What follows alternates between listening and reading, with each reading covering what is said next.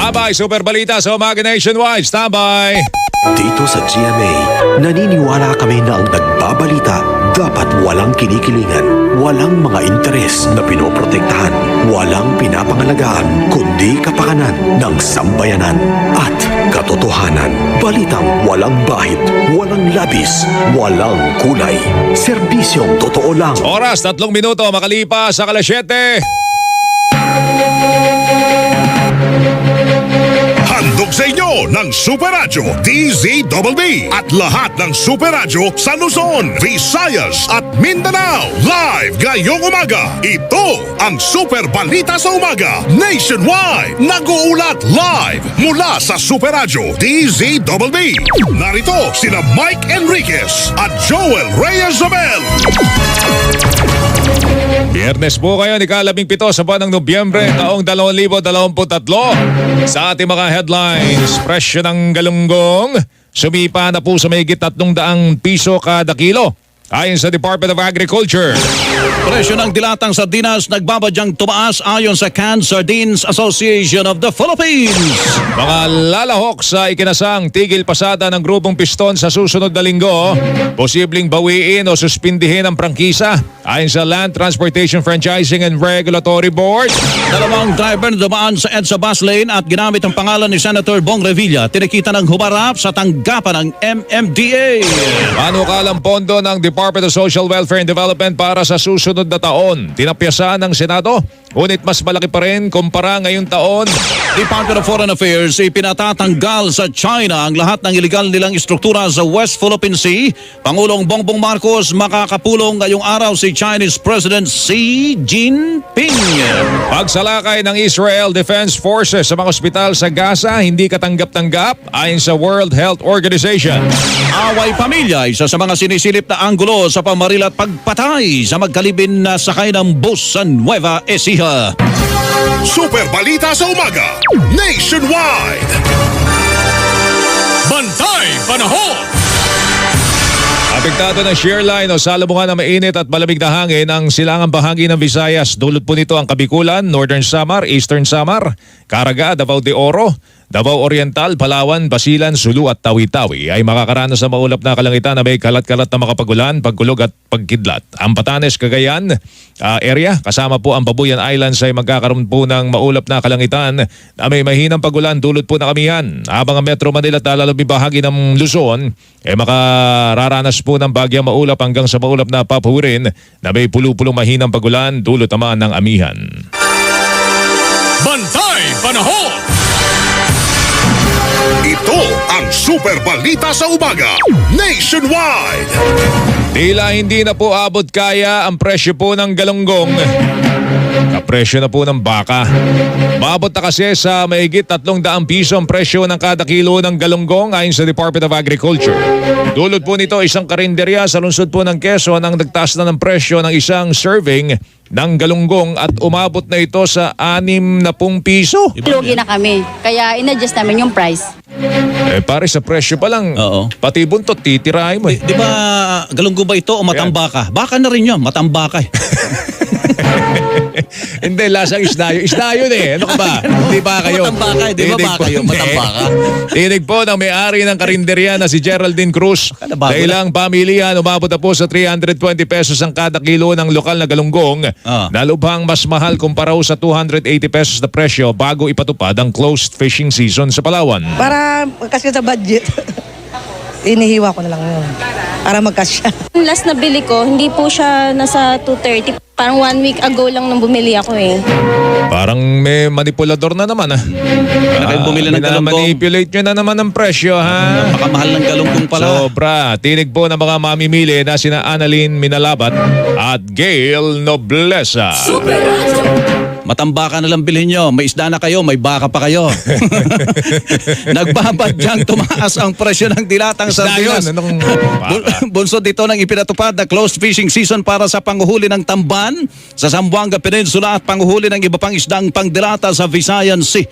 Ayon sa mga manufacturer, bagamat pang 2 buwan pa ang supply ng tamban ng ilang gumagawa ng dilatang sardinas, baka taasan nila ang presyo ng kanilang produkto. Magdidepende nila ito kung bababa o tataas ang kanilang gasto gastusin sa produksyon.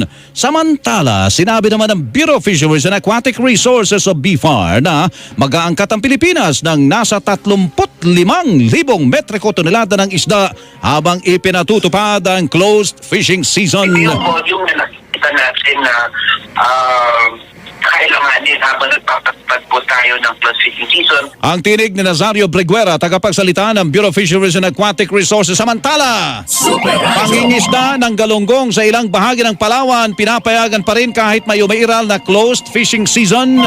Junfred Calamba, Super Radio Palawan. Junfred!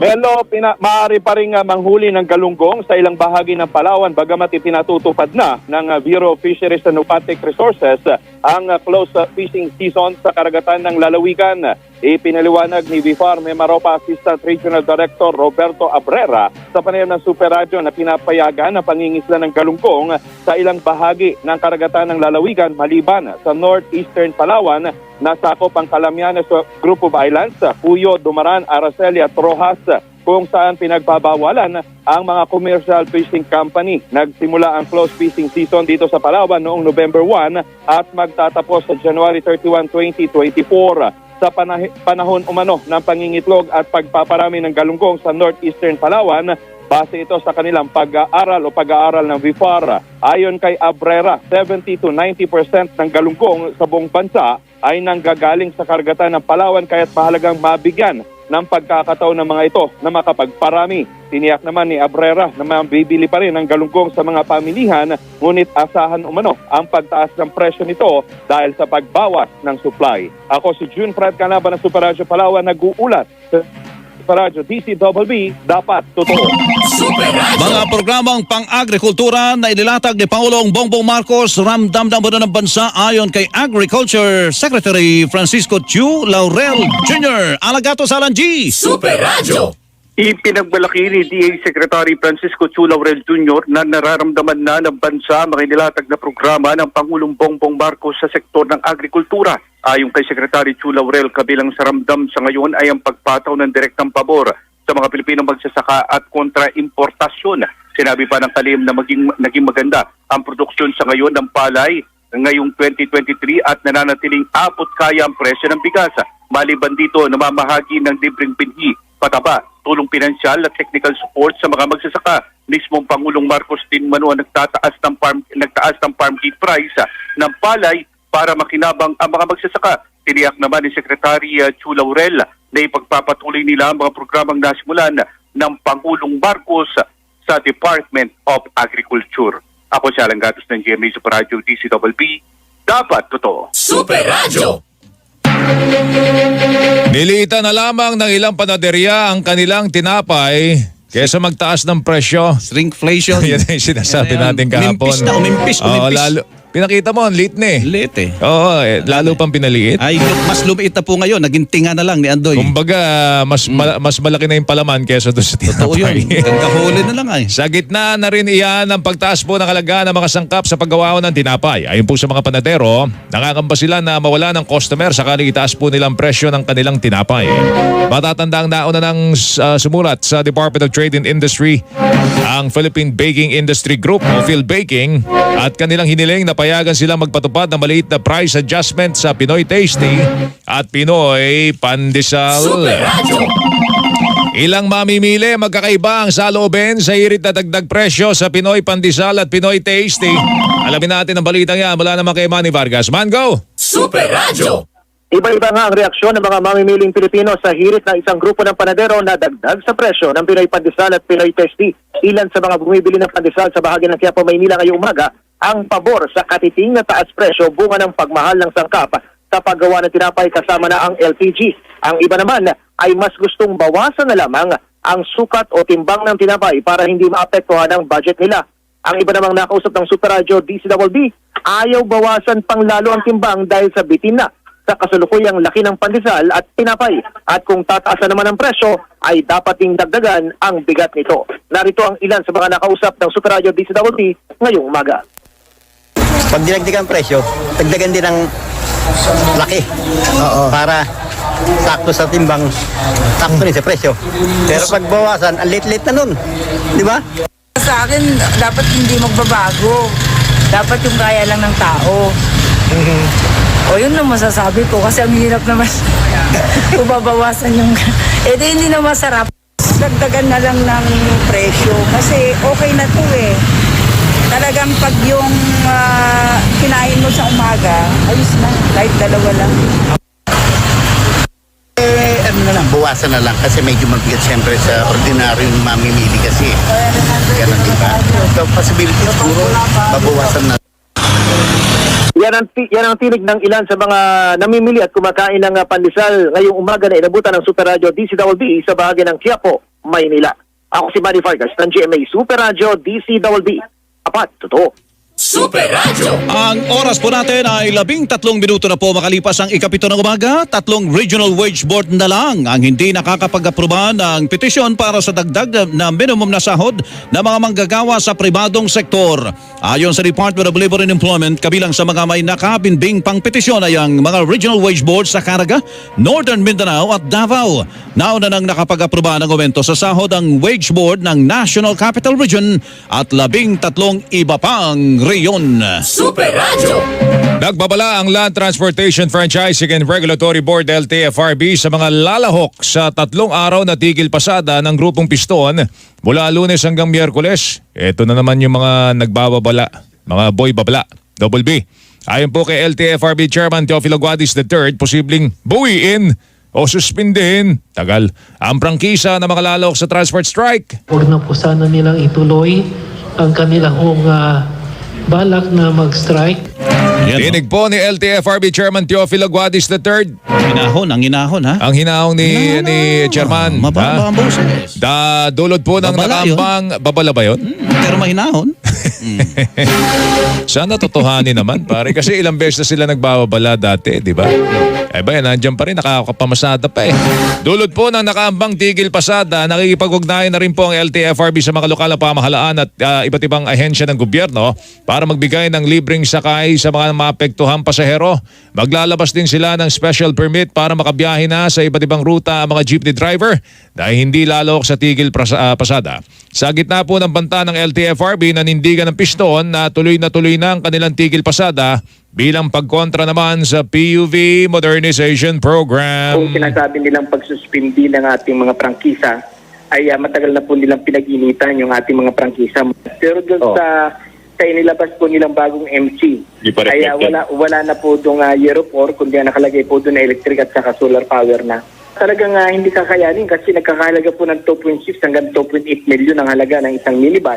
Tinig po ni Modi Floranda, Pakulo ng pinagkaisang sama ng mga tsuper at operators nationwide o Piston. Super Radio! Isang grupo ng transportasyon sa lungsod po ng Bacolod. Lalok din sa tigil pasada sa Lunes. Mula ho sa GMA Integrated News, magulat po si Aileen Pedreso.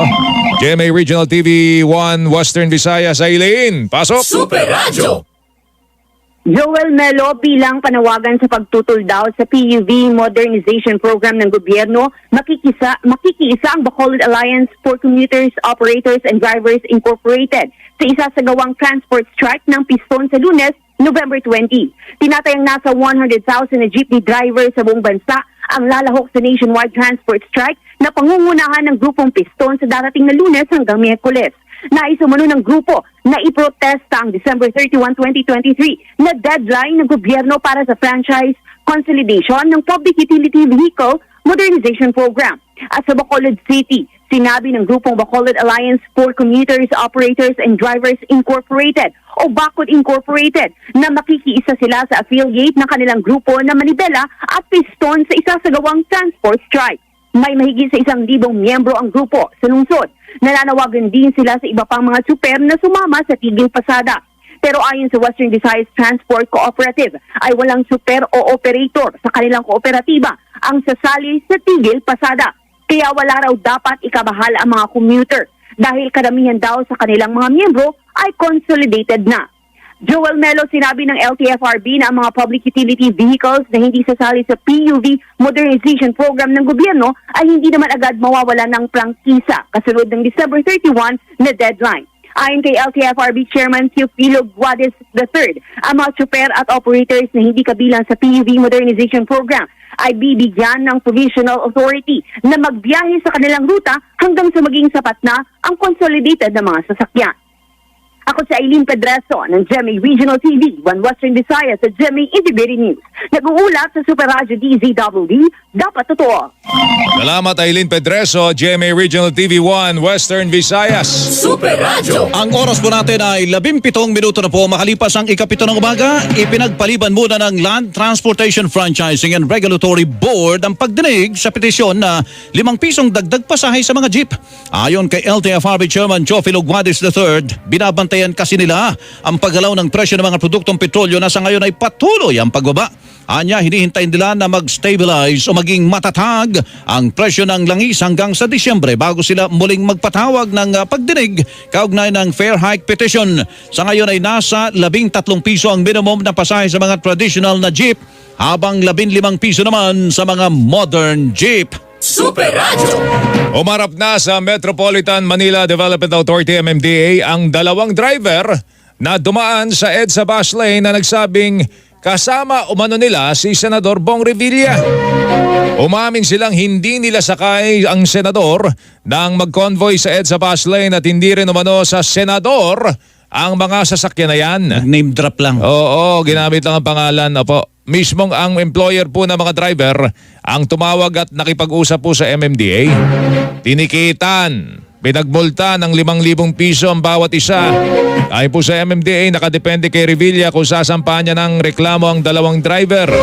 Inamin na rin umano ng mga nanghuling traffic enforcer na nagpahamak pare kay Colonel Lebria na hindi nila nakita sa loob po ng sasakyan ng senador.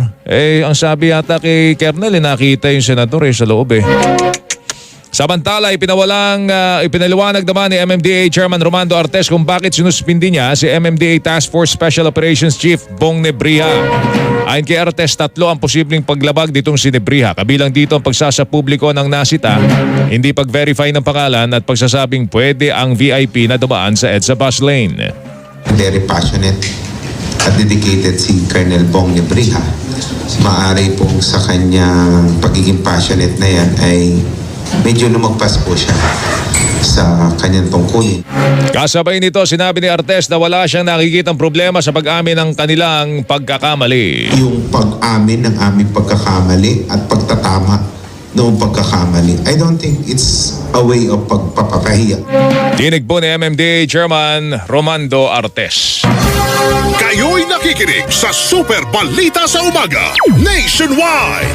Hoy, andito na po ang hamog. Mga kapuso, nandiyan na po si Amihan. Opo, dapat binabantayan po natin yung ating katawan. Mag-iingat po tayo dahil gustong-gusto ni virus ang ganitong klase ng timplada po ng panahon. Pag may nararamdaman kayo, kailangan pakinggan ang katawan, wag po itong babaliwalain. Unaan po natin ang sakit, agad po tayo magpakonsulta po sa doktor. Makinig po sa katawan, makinig po sa doktor. Kapag may gamot na inireseta po sa inyo, sundin at inumin. Tandaan, para sa dekalidad, abot kayang gamot. Wag po kayo mahiya magtanong, hanapin po ang check po ng RightMed. Para sa listahan po ng mga produktong RightMed, bisitahin kanilang Facebook page, website, www.rightmed.com.ph. Huwag din pong kakalimutan, if symptoms persist, consult your doctor. Yung mga ka-RightMed po natin dyan sa lungsod po ng Tabaco, sa halagang 150 pesos, pwede na po kayo magpa-check up po sa doktor. Bisitahin po ang JMed Pharmacy sa Siga Avenue, lungsod po ng Tabaco. Oras, alas 7:21. Radyo na. TV pa. Kortesiya na. Disiplina pa.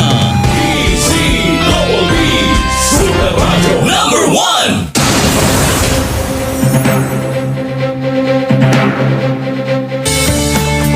1. Mga kapuso, maging maingat tayo ngayong tagulan para maiwasang magkaroon ng leptospirosis. Panatiling malinis ang kapaligiran, maglagay ng lason sa daga sa iba't ibang bahagi ng bahay o tumawag ng pest control para maiwasan ang pagdami ng daga. Huwag maligo o maglaro sa baha. Iwasan ang paglusong sa baha lalo na kung may sugat. Kung hindi maiwasan ang paglusong sa baha, magsuot po ng bota. Maglinis agad ng katawan o maligo pagkarating sa bahay. Magpa-check up agad sa doktor kung nakalusong sa baha at lumitaw ang mga sintomas ng leptospirosis. Biglaang pagsakit ng ulo, lagnat, pagsusuka, pagkahilo, pananakit ng kalamnan, kawalan ng gana sa pagkain, Alagaan natin ang ating kalusugan ngayong tagulan.